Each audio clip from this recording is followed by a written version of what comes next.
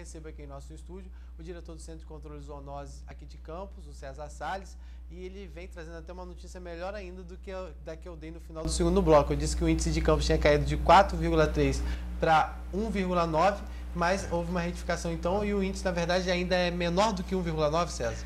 Boa tarde, Rodrigo. Na verdade, agora, meia hora antes de vir para cá, eu estava numa outra reunião e recebendo essas notícias, tá, com relação ao contato com o Estado. Houve um problema no processamento, tá, dos extratos de bairros, tá, os lotes de extratos, no sistema CISFAD, que é o sistema que calcula o LIRA. Tá? Então, agora, no final da tarde, agora 4 e pouco, meia hora atrás, tá, o Estado pediu que a gente corrigisse o nosso LIRA de não 1,9 para 1,6, que é o número oficial. Então, que bom. Verdade, agora, César, a gente teve aí, né, a gente estava no índice considerado de alto risco, em 4,3. Vocês querem esperar que a gente tivesse uma queda, mas você imaginava que fosse cair tanto? E você acha que isso é resultado dos mutirões que estão sendo realizados? O que você acha, o que você atrela a essa queda? A queda, na verdade, ela é atrelada a fatores conjuntos, tá? Um deles é um fator que eu sempre falo, que é o fator natural.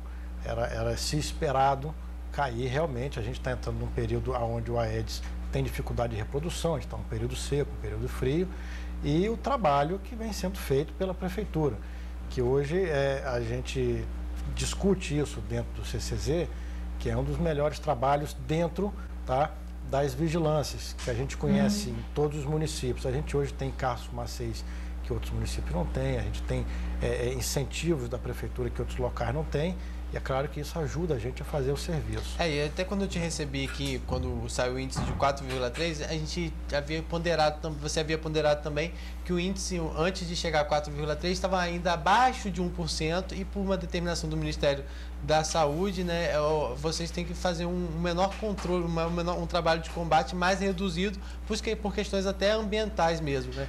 Então, isso também acaba interferindo, né? Como eu tinha comentado, quando a gente teve um índice, né, de 0,7, que foi o LIRA anterior ao 4,3, a gente passa por processo do tipo, o Estado hoje já não está fornecendo mais veneno para a gente.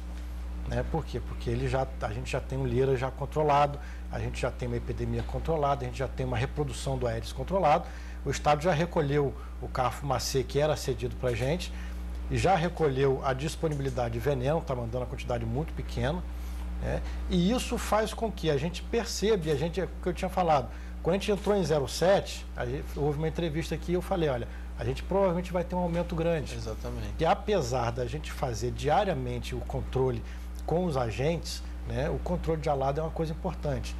Então a gente muitas vezes fica atrelado a decisões do Ministério da Saúde, a decisões do Ministério do Meio Ambiente, né? O tipo de trabalho às vezes fica atrelado a outras decisões que não só a nossa. Porque se dependesse só da gente, a gente estava visando só o mosquito, e está certo fazer isso, né? Se a gente está visando só o mosquito, a gente acaba esquecendo outras partes, né? Acaba esquecendo uma parte ambiental, né? Uma parte social e outras partes políticas que a gente não pode passar por cima. Na verdade, então, então só para a gente aproveitar para corrigir o pessoal de casa que estava nos acompanhando, a gente chegou a noticiar hoje, inclusive na Folha, que o índice é de 1,9, mas o César explicou que esse índice é ainda menor, de 1,6. Mas, César, a gente ainda tem, infelizmente, alguns bairros que, mesmo vocês atuando, ainda apresentam índices considerados aí preocupantes e altos.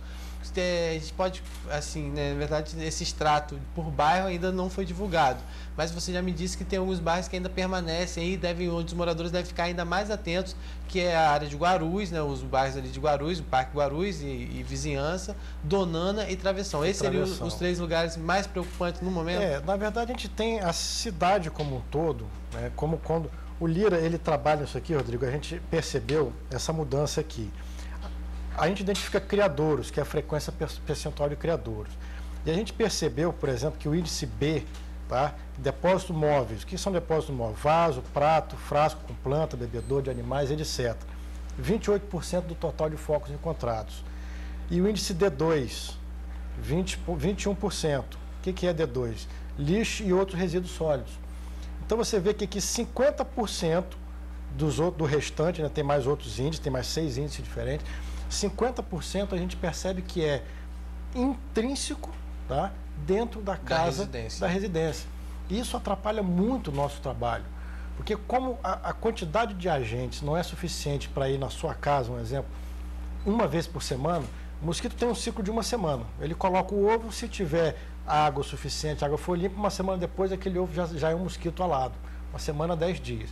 O agente não tem condição de voltar na sua casa em uma semana, ele volta em um mês e pouco.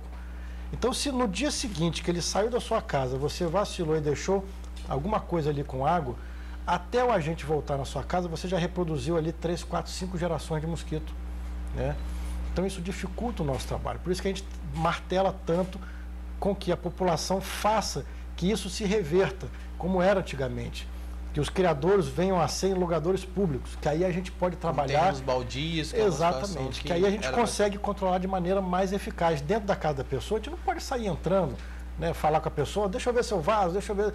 Né, todo dia, toda semana, a gente não tem condição de fazer isso. César, esse levantamento foi feito entre o dia 30 de maio e 3 de junho, né?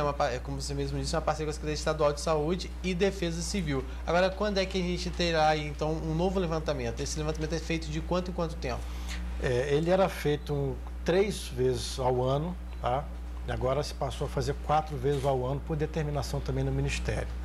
Tá? É possível que a gente vá fazer até 5 vezes ao ano.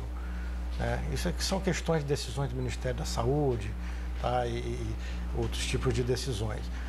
Agora, hoje a gente está fazendo 4, tá? Daqui a 3 meses a gente vai fazer um outro que eu acredito que a gente esteja trabalhando abaixo de 1%. A gente vai estar no pico, tá, descendente da dengue.